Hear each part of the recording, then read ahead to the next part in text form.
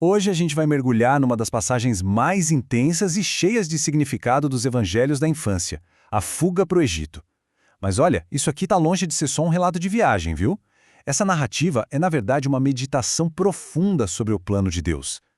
Cada passo dessa jornada, como a gente vai ver, foi cuidadosamente pensado para revelar algo fundamental sobre a missão de Cristo e sobre como Deus age na história da salvação.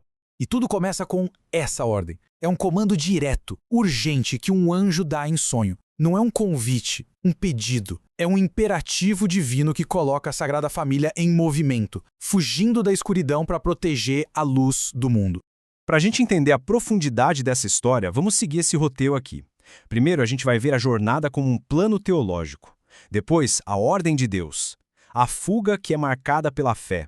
A volta para a Terra Prometida e a humildade de Nazaré. E no fim, a gente tira umas lições práticas. Vamos juntos nesse caminho. O primeiro ponto que a gente precisa ter em mente é o seguinte: a fuga para o Egito não foi um acidente de percurso. O evangelista Mateus faz questão de mostrar que cada movimento ali era um passo calculado no grande plano de Deus, cumprindo profecias e revelando quem Jesus realmente é, o verdadeiro Israel. E aqui, a gente chega bem no coração do conflito. De um lado, você tem a ação protetora de Deus. Do outro, a intenção assassina do rei Herodes, que é a personificação das forças do mundo que se levantam contra o reino de Deus. O interessante aqui é justamente esse contraste. O plano de Deus é um plano de providência, de cuidado. Já a ação de Herodes é o que chamam de mal de culpa, ou seja, o mal que nasce de uma vontade deliberada de ir contra Deus. Mas o mais incrível é ver como a providência divina se antecipa e, no fim das contas, neutraliza essa maldade. Bem no meio desse embate todo, surge a figura de São José. E ele não está ali só assistindo, não. A fé dele, uma fé ativa, e a sua obediência imediata são a chave que permite que o plano de Deus aconteça. Ele é o verdadeiro guardião do Redentor. A resposta de José é impressionante. O evangelho é direto. Ele levantou-se de noite. Pensa só, no escuro, no silêncio, sem questionar. Esse ato é visto como o fiat masculino, sabe? A contrapartida ativa, protetora do faça-se de Maria. A obediência dele, pura e simples, garante a sobrevivência do menino Jesus. E é nesse ponto que Mateus revela uma camada ainda mais profunda dessa jornada. Ele cita o profeta Oséias. Mas por quê? O que o Egito tem a ver com o Messias? A resposta está num conceito teológico fascinante.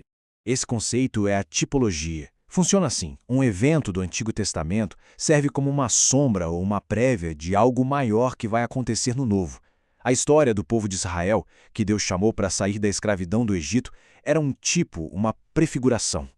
Agora, Jesus, ao ir para o Egito e voltar, está revivendo e aperfeiçoando essa história. Ele é o novo e verdadeiro Israel. Agora a gente passa para a segunda etapa da viagem, a volta. Depois que Herodes morre, um anjo aparece de novo para José em sonho. A ameaça acabou, é hora de voltar para casa. A morte de Herodes é mais do que só um detalhe histórico, é um símbolo muito poderoso. Os poderes da terra que se opõem a Deus são passageiros, mas Cristo, que é a própria vida, permanece. A sobrevivência dele aqui já é uma pequena amostra da sua vitória final sobre a morte, lá na ressurreição. Só que na volta, José encontra um novo perigo. Arquelau, o filho cruel de Herodes, está no poder, e José teme. Aí surge a pergunta: será que esse medo foi um sinal de uma fé fraca? A resposta é um sonoro não. Muito pelo contrário. O que a gente vê aqui é a fé aperfeiçoando a prudência humana. A graça de Deus não anula a nossa razão, ela eleva a nossa razão. José usa a inteligência para avaliar o perigo e Deus confirma a decisão prudente dele com outro sonho, guiando a família para a segurança da Galileia. Finalmente, a família se estabelece em Nazaré, e Mateus diz que isso cumpre outra profecia. Ele será chamado Nazareno. O curioso é que essa frase exata não existe no Antigo Testamento. Então, o que significa isso? O ponto-chave é que, na época, Nazareno era um título de desprezo. As pessoas falavam: pode vir alguma coisa boa de Nazaré? Então, ao se estabelecer lá, Jesus assume um título de obscuridade, de rejeição, cumprindo assim o espírito de várias profecias que falavam de um Messias humilde e desprezado. Isso mostra de um jeito brilhante a lógica divina. Como o apóstolo Paulo diz, a loucura de Deus é mais sábia que os homens. Deus escolhe o que é fraco e desprezado para o mundo para revelar a sua verdadeira glória e poder. A humildade de Nazaré se torna a base para a missão do Messias. Então, depois de percorrer toda essa narrativa, o que a gente pode levar dessa meditação para a nossa vida? Como é que essa jornada de mais de 2000 anos atrás ilumina os nossos dias? A gente pode resumir o aprendizado em 4 verdades espirituais. Primeira, a providência de Deus guia a história, mesmo no meio do caos. Segunda, a Sagrada Família é um exemplo de fé, prudência e humildade. Terceira, Cristo é o cumprimento de tudo que foi prometido nas Escrituras. E por fim, a vida cristã é uma participação nesse conflito espiritual contra o mal. No fim das contas, a jornada da Sagrada Família, de Belém ao Egito e de volta a Nazaré, é um resumo, um microcosmo da nossa própria peregrinação espiritual.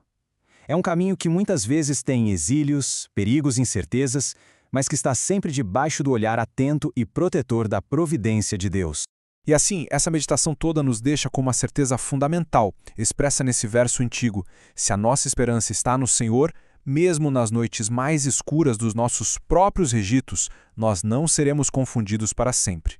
A reflexão que fica é como cada um de nós vive a sua própria jornada de fé no meio dos heróis do nosso tempo.